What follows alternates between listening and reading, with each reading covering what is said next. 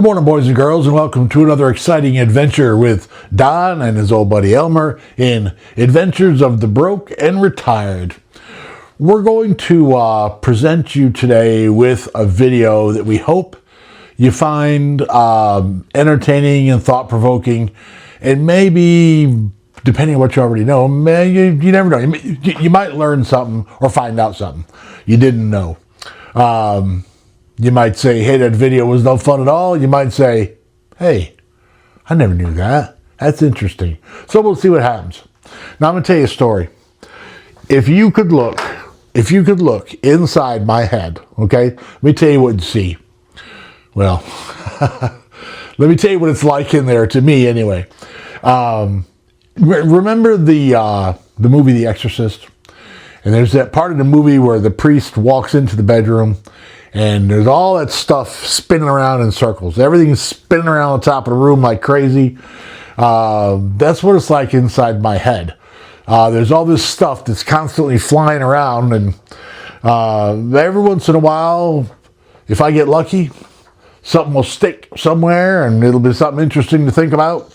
And I'll give it a good ponder and look it over. And but when I think about things, I don't typically think about things like other people do for some reason. I have to make everything complicated, okay? Most people think about the Titanic, let's say. You think about the Titanic, you think about Rose being on the front with her arms hanging out, sticking out in the breeze, or maybe the tragedy that the entire situation was. I don't think about that stuff for some reason. I think about how they could make the rudder turn by spinning the captain's steering wheel in the wheelhouse, or how many rivets it took to hold the boat together, or what kind of kitchen equipment they had in the place. And the thought of the kitchen equipment, by the way, the thought of the kitchen equipment is really kind of a big deal. Nobody thinks about stuff like this. I don't know why I do. But anyway, the point behind it is this. The kitchen stuff is pretty important because on the Titanic, they had something that was extremely unusual. Ice cream. They could serve ice cream on the Titanic. Only the most luxurious of luxury liners had equipment on board that had anything to do with passenger comfort or refrigeration of food to be served. Now, starting in the mid to late 1800s, they had reefer ships. They had ships that were refrigerated where they could take a cargo of frozen stuff. But as far as for creature comforts for passengers, it was basically unheard of. So in 1911, 1912, a ship that was serving ice cream was really amazing to people. Now, there's another interesting side note to the refrigeration system on the Titanic, and that is that it didn't run on Freon. Freon wasn't even invented. Freon, R22, R12, it was 17 years after the Titanic sank before Freon was even invented. The refrigeration systems back before Freon ran on a mixture of three chemicals: ammonia, methyl chloride, and sulfur dioxide. Mixture of those three chemicals made your refrigerator work. So if you had a refrigerator in your house and the refrigerator decided to leak, pretty basically you died. And a lot of people did die, which was what prompted the invention of Freon. One of the many things, I guess, that prompted the invention of Freon. People were saying that Freon was making holes in the ozone. And man, can you imagine what the ammonia and sulfur dioxide was doing? Really? But anyhow, so for the reason of public safety and health, Freon was invented. But in 1911, 1912, ships didn't have it, and the systems that ships did have, specifically the ship on the system on the Titanic, ammonium methachloride and sulfur dioxide mixture to make the cooling, to make the refrigeration system work. But didn't make this video to talk about my hands are sticky. Didn't make this video to talk about air conditioning systems. So I was sitting in front of my computer system, I don't know, a week ago, whatever it was. And I've got those thoughts spinning around in my head, and I can't think of things normal people think about for some reason. And I like old movies. I like movies, I should say. I like movies, especially old movies is what I should say. And I like to get into it, but I started thinking about what Hollywood was like and how things worked back in the days, back in the golden days, the golden era of the movie business. Originally, they were referred to as motion pictures because motion pictures are exactly what they were. They were pictures in motion. And when they first came to be, I mean, it was a really, every so often something incredible gets invented or happens, or some life-changing situation takes place. And the people that get in on the ground floor are the ones that make all the money at it. They're the ones that get real famous at it. And the whatever it is will be a huge thing, not just for certain people, but for everybody all over the world. And movies were one of those things. And you want to think about other things that were. There was the automobile industry. There was the industrial age. There was radio, there was television, there was computers, there was movies. I mean, all these things came to be. I love to watch movies, but I very, very rarely ever do it. Watching a movie first of all, commercials in movies drive me crazy, and second of all, watching a movie requires that you sit down in front of the television set and dedicate basically 2 hours or whatever time to it. And to be totally honest with you, I have a hard time just sitting in front of the TV like that. Now I can sit down and watch some shorter stuff, no problem. But evidently I've got the attention span of a chimpanzee because I don't do very well at sitting down watching a whole movie. I feel kind of guilty for sitting there for so long. Watching the shorter stuff is no problem. Like as I have said before, I'm big time into the Three Stooges shorts. The Three Stooges were absolutely phenomenal, earth-changing, or not earth-changing, but influencing. They were think about it. Think about this. The Three Stooges were around about 85 or 90 years ago, right? And I can say the Three Stooges today, in 2025, almost 100 years later, I can say the Three Stooges, Larry, Curly, and Moe, and everybody knows who they are. If I say Dr. Howard, Dr. Fine, Dr. Howard, everybody knows who I'm talking about. That's how influential the Three Stooges were. Their work changed the industry. Their work also, with unbeknown to them, their work also recorded history because those shorts, those movie shorts that they did, a lot of them were set in real time. And so the cars that they're showing and the way people are dressed and the way people act and the way people interact is all real stuff. You know, it's all how it really was. Now I'm going to make the assumption that pretty much the whole world is going to agree with me on this next part, and I think you probably know what I'm going to say. My favorite Stooge is which one? That's right. That would be Curly. By the way, his real name was Jerome. If you can imagine him being called Jerome rather than Curly. And their name was, Moe, Shemp, and Curly were all brothers. I don't know if you knew that or not. Yeah, they were all brothers. Literally, they're really brothers.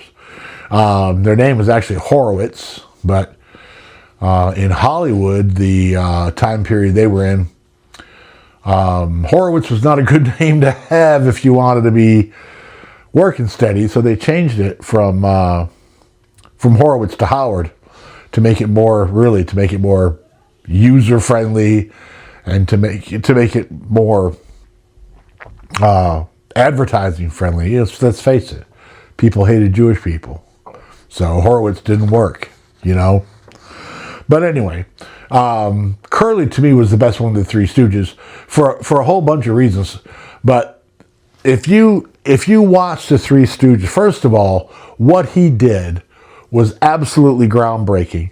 His actions and reactions in situations were groundbreaking. No one had done that kind of stuff before. No one had done most of what the Stooges were doing before. If you ever pay attention to it, you're going to notice that Curly is the one Stooge that gets more solo gag scenes than any other Stooge. And of course, the reason is because he was good at it. I mean, he was good at it. There's one called The Three Little Piggies, I think it's called, The Three Little Pigskins, something like that. And Lucille Ball is in it, and she's blonde. Anyway, Curly by far gets the most solo gag scenes. And Shemp, there's an interesting story about Shemp. Shemp was in Hollywood with his brothers, of course, or New York, or wherever it was. They were probably Hollywood. And he actually wanted to be, he didn't want to be a Stooge. He wanted to be a serious actor. So when the Stooges were around, Shemp was there, but Shemp decided to move on. And Shemp's decision to move on left an opening, which is the opening that Curly walked into. They're looking for a third Stooge because Shemp didn't want to do it anymore. So Curly stepped up. And Curly stayed in it. Curly stayed in it until 1950. It was either 51 or 52. Curly had a stroke. And so Moe went to Shemp and asked Shemp if he would please sit in for a little while for Curly, give Curly some time to heal up, to get better, so he could come back to work. And unfortunately, that never took place. So Shemp ended up staying because Curly stayed. Not only did Curly stay too sick to go to work, but he had some more strokes, some more health issues, some more problems, and anyway, Shemp ended up staying in. Now Shemp was a very good Stooge, but I didn't even. What's funny about this? I did not make this video to talk about the Three Stooges. I made it to talk about soundtracks. And here I am going off with these Three Stooges. But I'll just throw this in just for fun. Shemp was probably the second best Stooge. But if you watch him, you'll notice that a lot of his actions are directly taken from Curly. But anyway, I digress. Let me get back into what we're supposed to be talking about here. So I'm sitting around the other day and I'm thinking, and I come up with this thought about soundtracks and I tell you what started going.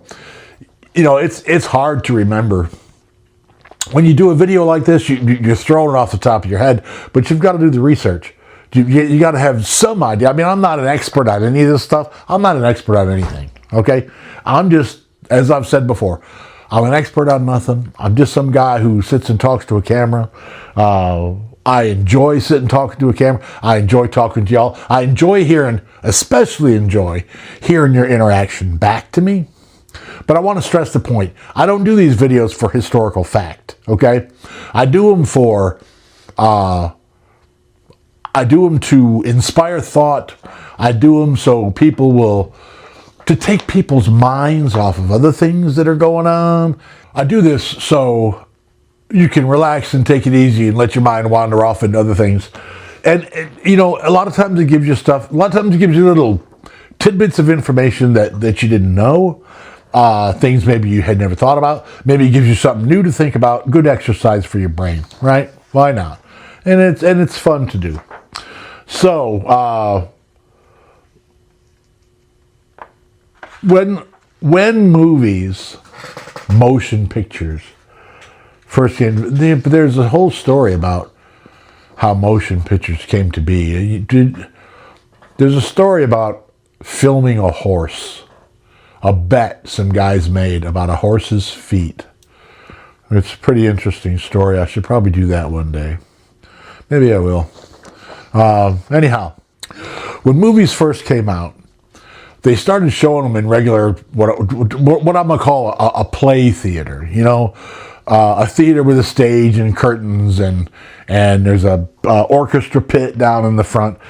When movies first came out, that's where they started showing them. And what they did was they basically put a screen up, you know, as part of because it was already set up as a theater. They put a screen up, and then they would invite the people in. Then they would dim the lights and put the projector on, and away the movie would go. Well, being a new medium, two things happened. One thing that happened is people learned that people that were showing the movie, the theater owners, learned it was going to take a little more finesse than just turning off lights and starting a projector. And people had to learn what it was like to be in a theater, especially before the movie came on. Because what would happen is the people would come into the theater and sit down, and there's no noise in there. There's no theater going on. There's no orchestra. There's no nothing. There's just people ushering in, right? And they would go and sit down. And when they got seated down, and when it was time to do so, the house would darken the room so the movie could be seen. Well, when you take a bunch of people that are already kind of antsy, and you stick them all in a big room together, and then turn the lights out, and you invoke a natural human reaction called being afraid of the dark. Okay?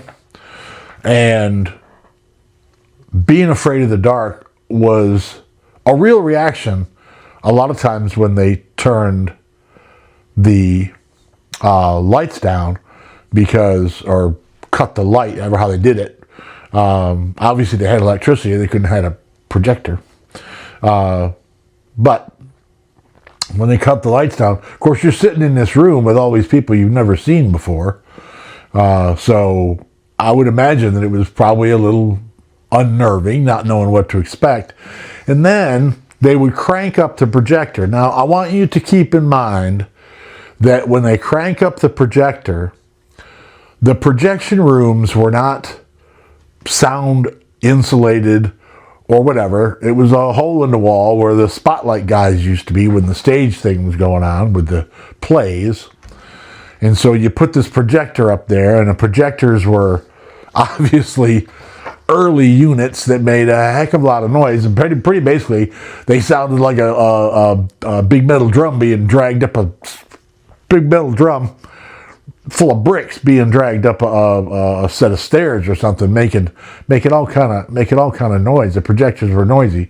So between the fear of the dark, being the darkness before the movie started, and the noise of the projector, getting into the movie was a little bit difficult. So the theater owners came up with an idea. And that idea was, as people are coming into the theater, and when the movie's playing, when the movie's going, they had a piano sitting there anyway that would be used when there was plays going on. So they figured, well, they'd get somebody to play the piano. And at first, the person playing the piano would just play whatever he felt like playing. He'd look at the movie and play whatever he knew, I guess. Then the movie theater people started controlling what was being played a little bit more. And it worked exceptionally well to keep the crowd calm and entertained. Calm and ready for the movie before it started, and entertained during the movie, because one of the things it did was it helped cover up all that noise the projector was making. And by covering up the noise the projector was making, it allowed people to become more engrossed in the actual happenings on the screen. And if the piano player did it right, he could set the mood, you know, play a love song or whatever when it was appropriate, and he could set the mood. It worked so well at keeping people calm and keeping people, I guess, entertained during the early parts of the enter the theater and the movie, that Hollywood directors caught on to what was going on, and what they decided to do was they would send sheet music to the theater with the movie. That way, because they knew the movie, they knew what tone they wanted to have set for the movie. So they could set the tone for the theater before the movie even started. And by having the pianist, the accompanist, play the music that the director wanted, it gave the directors a whole lot of control over what was going on in the theater. It gave the directors a whole lot of control over what people thought about the movie, about the way. It gave the directors more control over the way the meaning of the movie was conveyed to the audience. That's how you put it. So, of course, you give a director more control. It just makes them happier. So anyway, that worked out pretty well. So it came to be a standard procedure for movies to come with sheet music to be played with the movie by the pianist. And of course, as the really, that's where the soundtrack comes from. That's how soundtracks came to be, was that way. Of course, as time went on, theaters would expand a little bit on the piano, and they would have an orchestra in the pit, a live orchestra there in the pit, playing music along with the movie. Of course, there's still no dialogue. The movie's a silent movie, but with an orchestra playing at the appropriate moments and the appropriate music, it made the movie going experience much better, much more. It made the theater more comfortable to be in. It covered up the noise of the projector, and it helped the people sync with the movie. It helped the audience become one with the film. It helped the directors control the room the audience was in and control the directions of thought. So it worked out very, very well. Then in 1926, in 1926, there was actually Warner Brothers were a fairly new studio, and they were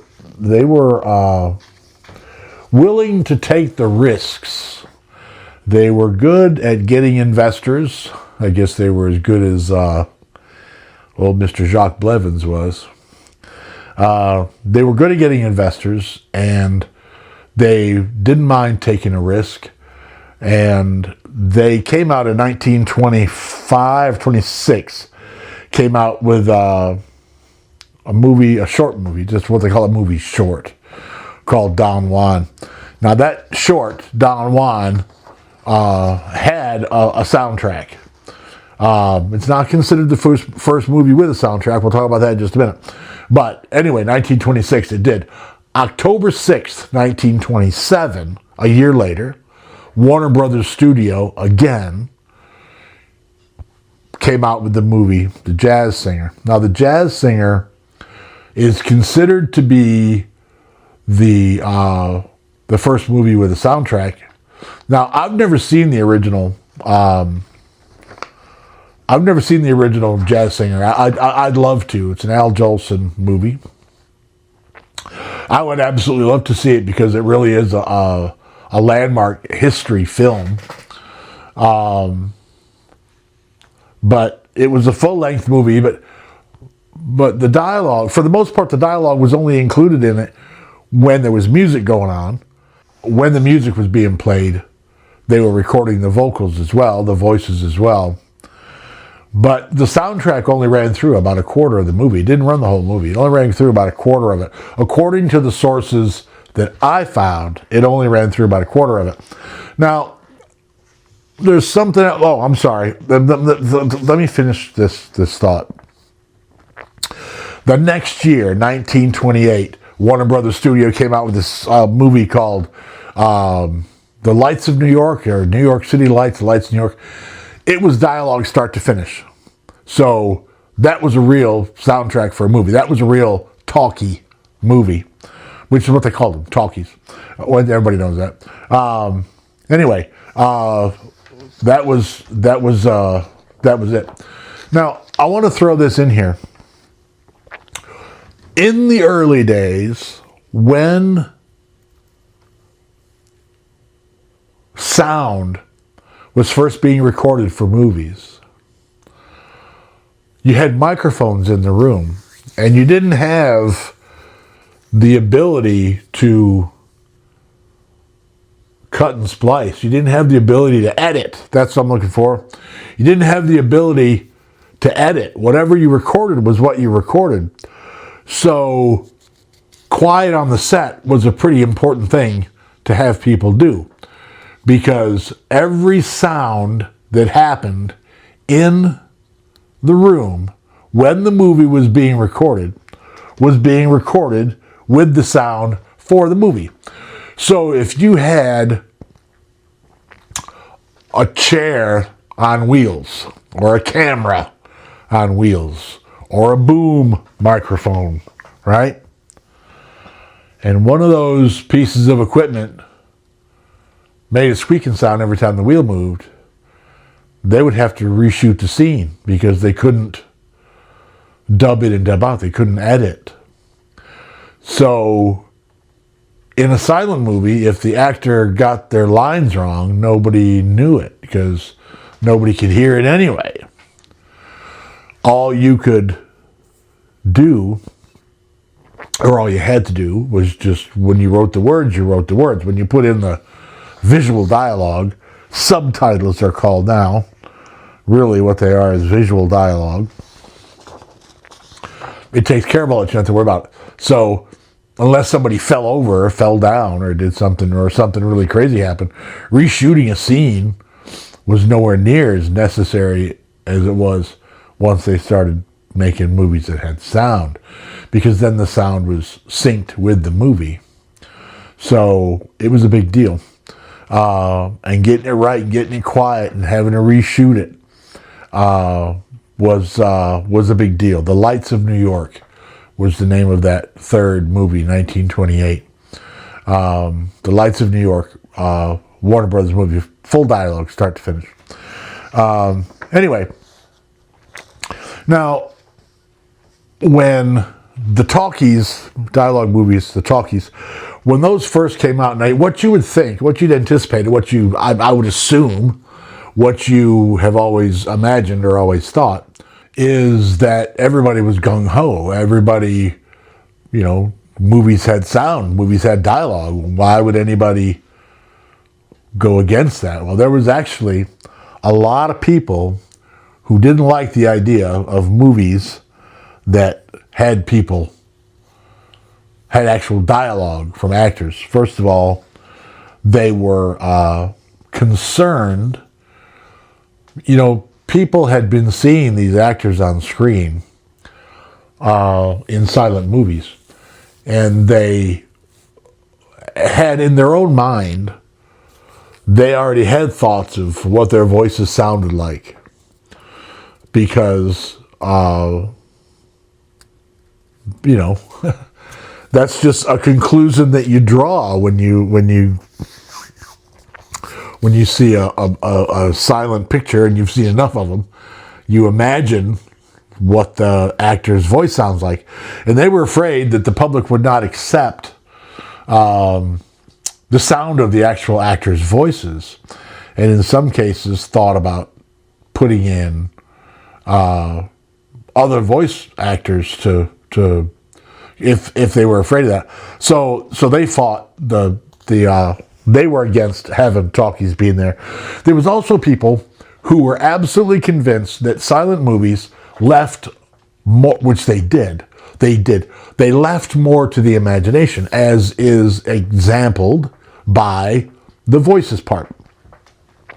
And what they were concerned of is that people would lose interest in the movies because they no longer had the fantasies that they could dream up. They no longer had the blanks in the movie that they filled in with their own imaginations themselves. So people were concerned that they were going to lose that ability, and that would make people lose interest in the movies. Hollywood as a whole made the decision that we don't care what anybody thinks. We think that movies with sound is going to be the wave of the future. We think that's the way it's going to go. So they decided to stick with it. Everybody starts producing talkies. And from the 20s, really up until the 60s, it changed a lot, but for the most part, it kind of stayed the same. The process of recording and attaching it to the movie and all of the technical stuff, all the equipment, all that, all changed, all got updated. It moved ahead, especially after World War II. It moved ahead at an absolute breakneck clip. It went quickly. And in the mid to late 60s, I'm pretty sure, mid to late 60s, a new thing came to be. It was invented by a guy whose last name was Moog. And it wasn't really invented by, it kind of was. Anyway, the synthesizer came to be. And the synthesizer was a machine that one person could play all the notes of any instrument he wanted to. Now, at first, the sound quality and the reproduction quality was not all that terribly good, but it improved over time. So let's think about this. Here's where the synthesizer really changed things. If you were a director, movie director, if you're a movie director and you want a soundtrack for your movie, this is how you did it. Before the synthesizer, this is how you did it. You call a composer up on the phone. You have a meeting with the composer. You hand over to the composer a first draft of the movie. You send the composer home, and the composer goes to work, sitting down behind his piano, writing music, writing a soundtrack for your movie. When he's got the soundtrack written, he gets back in touch with the director. He sits down with the director at his piano, right? He sits down, he plays it out. He starts banging on the keys and playing it out and singing a little bit. He would have to sell the director on the soundtrack by himself, using his piano, explaining his vision of all this wonderful music. Now, at that point, the director had an option. The director could approve the work, which gives the composer permission and money. Money, big deal. He could approve the work, which would have the composer continue on. And what the composer would do is he would finish writing all the pieces. He would put it into orchestral music form. He would put an orchestra together. They had orchestras available, people to play. They didn't have an orchestra. They had musicians they could call in to play orchestral music. So he could write it, he could arrange it, he could get it recorded, and thus have a soundtrack for the movie. Or the director could say, no, I really don't like it, and then the whole process would start over again, which I would assume was extremely time-consuming. It was also very, there's a whole bunch of things about this that make me wonder how this worked. Because you got a director who's fixing to hand over a check for a lot of money. And he's handing over a check for a lot of money for a soundtrack he's never even heard. He heard the guy banging away on the piano. He knows the composer, and he, it'll sound like this, sound kind of like this. But he had never really heard it. But he's agreed to buy it. Never really heard it. And the composer has written the soundtrack to a first draft of the movie, which is subject to change. So if the soundtrack and all the music and everything all gets written to the movie and the composer's all happy and he goes over to the director's house and the director listens to the music, maybe the director changed the cut and doesn't need some of it. Or the way the movie has been put together in the final edit doesn't really match what the composer came up with. Or when the director was sitting with the composer and the composer was banging away on those keys saying, look, it'll sound like this, it'll sound like this. Sounding like this in the composer's mind and sounding like this in the director's mind may have been two totally different things. And the director may have purchased something he's ultimately not happy with. I'm curious as to how many times the composer sat down at the piano banging away and the director said, no, I don't like it. I'm also curious to see how many times the composer was approved to continue on with the work, completed it, handed it to the director, and then the director rejected it at that point. Now, I looked into it. I tried to come up with some stats on that because I was thinking that was pretty interesting, but I couldn't find any information on that at all. So I don't know what they did if that happened, because if you hire the composer and he bangs it out on his keyboard and he's done all that work, time has elapsed, right? So I don't know how long that would take, but I would imagine writing a soundtrack for a movie takes a little time.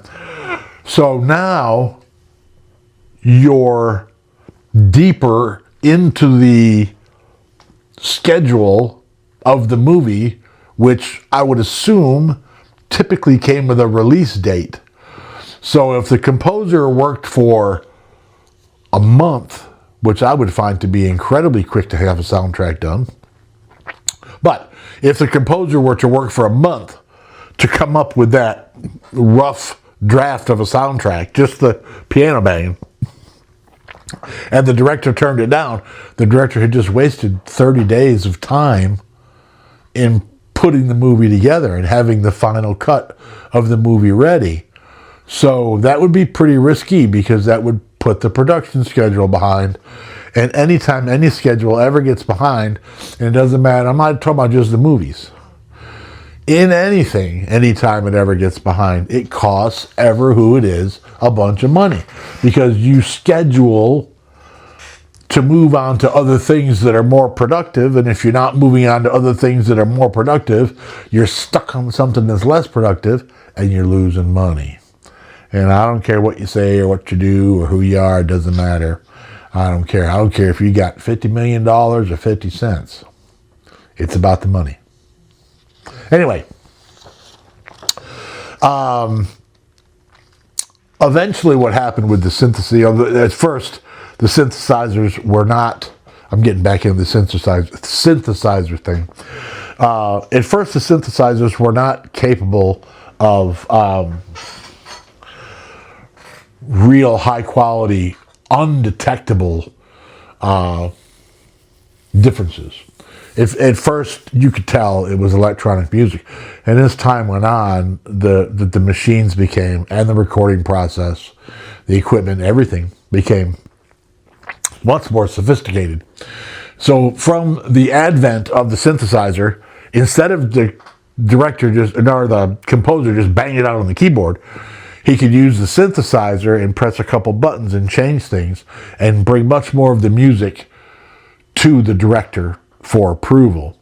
Now, he couldn't use it for a final cut. He still had to put it in an orchestral arrangement and have the orchestra record it. But much more of it was available for preview, which made a lot of difference. And it made enough difference that it made the people who were building the synthesizers, there was a hunger for those machines that drove the people who were building those machines and designing those machines to turn them into what they are today, which an electronic keyboard, you can play anything you want to. I mean, you can play any instrument you want, and some of them, the real high-end stuff, you can't tell the difference between a clarinet and a clarinet on the synthesizer. At least I certainly couldn't. I would imagine that the average Joe couldn't.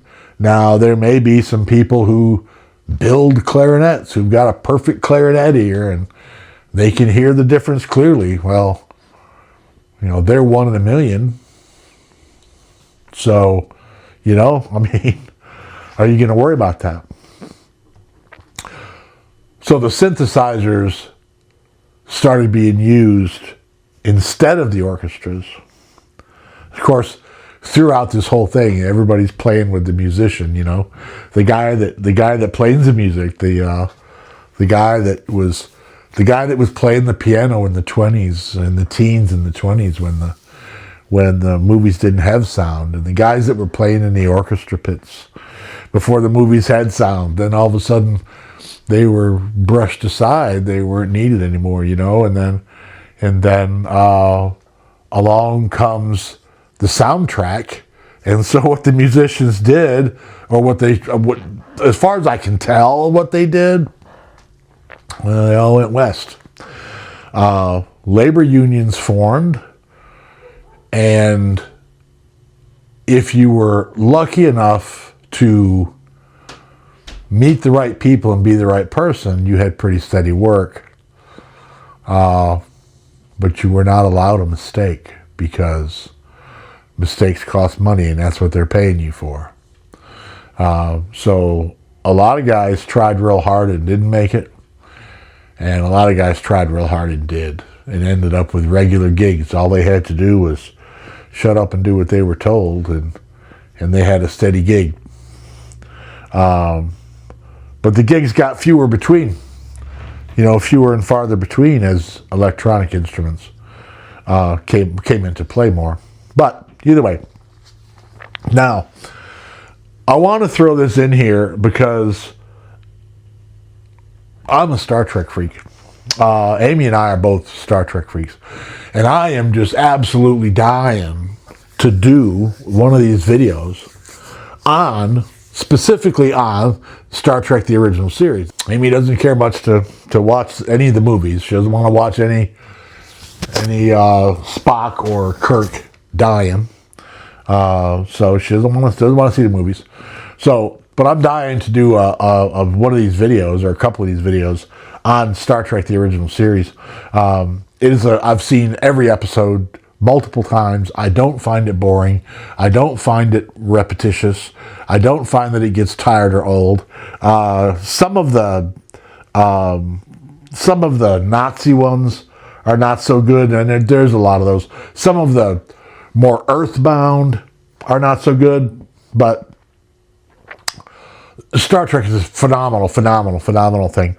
And there's so many things in, that it was only on for 3 years. It was on from 66 to 69. And I could go down a list of probably 100 things in that series from, 60 years ago, 50 some years ago, that actually came to be. But what I'm afraid is going to happen is I'm afraid I'm going to get copyright. I'm going to get a copyright bust or a copyright bump or whatever they call it. So I don't know if I want to do that or not, this channel is way too young and vulnerable to take a chance like that. But anyway, the reason I'm talking about Star Trek, we're back with the soundtracks is what I'm supposed to be talking about. The reason I'm talking about Star Trek is because when I was a little kid at 9 o'clock on a Sunday night, Star Trek came on. I remember when this series was on television. I lived at my parents' house. I was a little kid. I was, came out in 66, so I was, 7 years old, right? And I remember from the very first time I ever saw it, I remember that theme song. And one of the reasons I remember it is because when the theme song came on, I had to go to bed because it was a school night and I had to go to bed to go to school the next day. I couldn't stay. Now, I had older siblings and they could stay up, but I couldn't. So I heard that music. I knew what it was. And a lot of times, when you're a kid, you know what I mean? A lot of times I would say, let me stay up just till the music's done. But I love that. I love that theme song. The last two seasons are better than the first. The first was a little bit thin on the music. But the theme song to Star Trek is, to me, is an absolute orchestral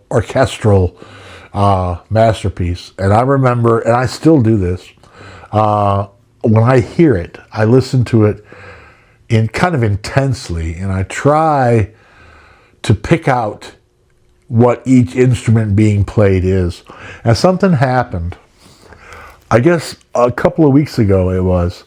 Amy and I watch Star Trek pretty much every night. Matter of fact, right now, it's probably 4 o'clock in the afternoon.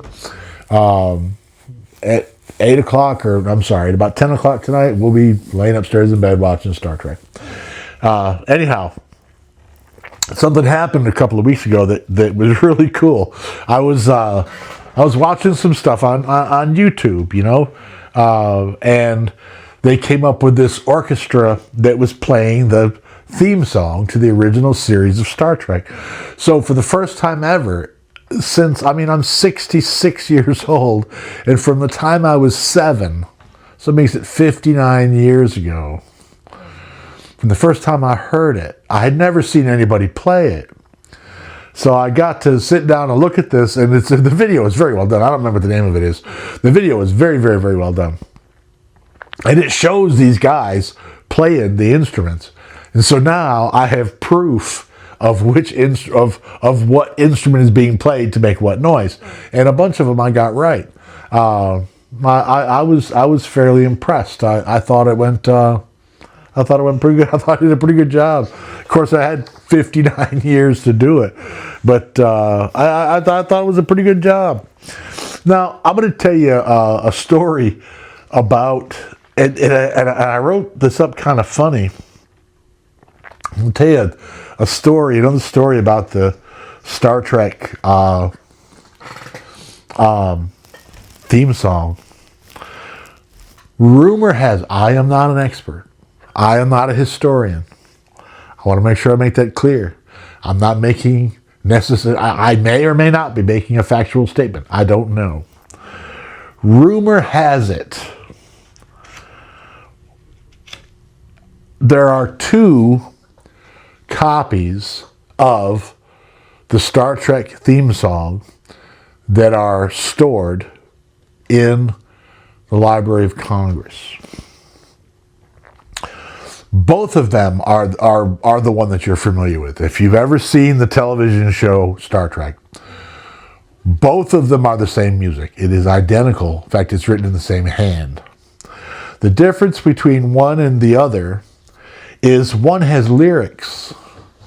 Now, being a Star Trek fan for as long as I have, I thought that was pretty interesting. Wow, there's lyrics to the Star Trek theme song. I never knew that. I wonder how come they never played them.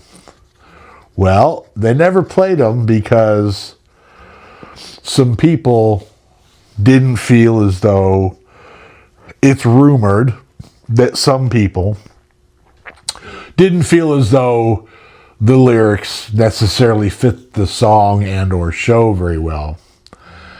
And some people say that the reason the lyrics were written wasn't to put lyrics to the song. It was because the television show's creator, Gene Roddenberry, was pretty well convinced that the television show was never going to go anywhere. He was never going to make any money with it. It was never going to make it on TV. And he needed some money.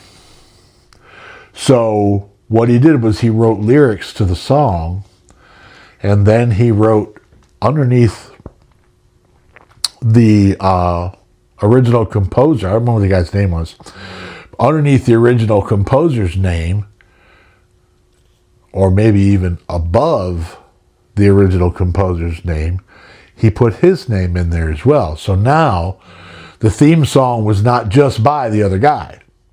The theme song was by Gene Roddenberry and the other guy, or the other guy and Gene Roddenberry. And the point behind that would be, follow the money, baby. As a co-composer, whatever money the song made, Gene Roddenberry got half of because he co-wrote it. So, ever who wrote that song, I don't know what the guy's name was now, lost half the royalty incomes when Gene Roddenberry did that. If that's the truth. I'm not stating this as fact. I don't want to get myself in trouble. But that's the story that, we'll say, that's the story that I heard. Okay? Now, we're going to move on from Star Trek because it's time to. So, over the years, movie directors learned that having sound with the movie eases and pleases the crowd. Then they found that controlling the soundtrack music.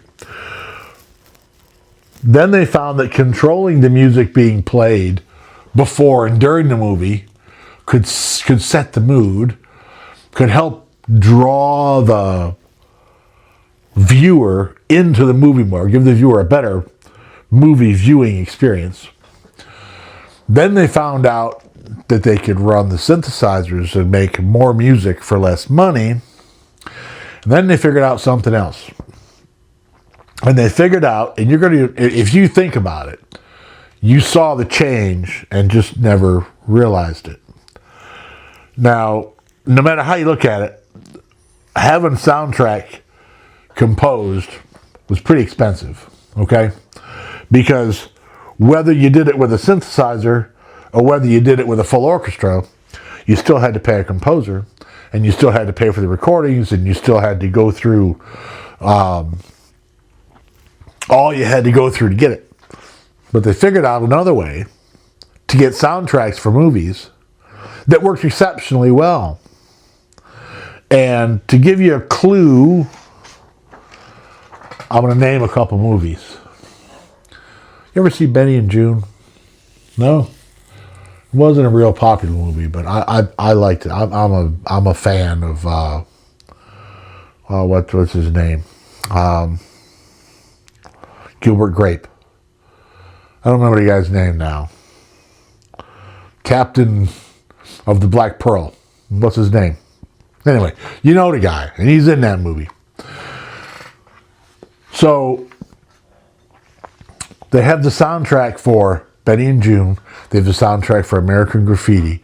They have a soundtrack for Saturday Night Fever, which is a movie you may have heard of. And they've got a soundtrack for a lot of other movies that were made. And what the directors did to make life easy and probably cheaper as well is they bought the rights to existing music. And then they put that existing music in as soundtrack. Well, now the music is already recorded and composed and the whole smash. So not only did it go, I'm assuming that the process would be much smoother, much cleaner, and much quicker, but the songs that they used were real popular music, so people already knew them, and they kind of rode the coattails with the movie because people already loved the music. Now, some of the music was written originally to the movie, right? Which I think is the case with Saturday Night Fever. But by using the Bee Gees, who already had a bunch of music written, they were able to tie on to something that was already successful. Now, I don't know how many Beaches is another one.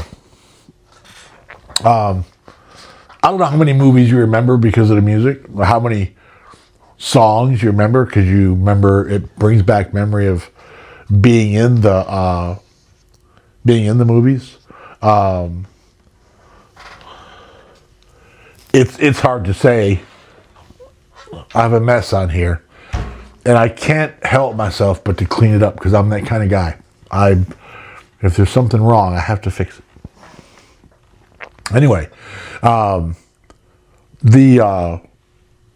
soundtracks were very important, and they made people remember the movie. And you remember the movie because of the music, and you remember the music because of the movie. So it works out well for everybody. There's also some other aspects to soundtracks that are interesting. Da da da da da. Now I realize that was horrible. Okay, I know that, but da da da da da. Close Encounters. What would the movie Close Encounters have been without those 5 notes? Those 5 notes you can play probably pretty much anywhere in the world you want to, and people know what it stands for. Or dum dum. Now I know that's a horrible representation of the music too, but what would Jaws have been without those 2 notes? It's just two. I should do it this way. It's more polite. 2 notes. Without those 2 notes. What would Jaws have been like without those 2 notes? It's interesting to think about that. It also turns out I stumbled across something else that was interesting to pair with that. And that's this.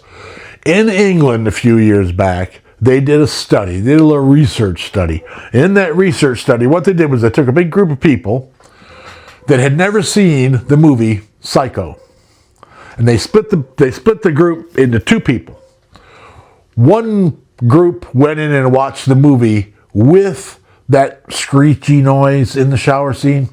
And one group went in and watched the movie unchanged, except it didn't have that screechy sound in the shower scene. And guess what?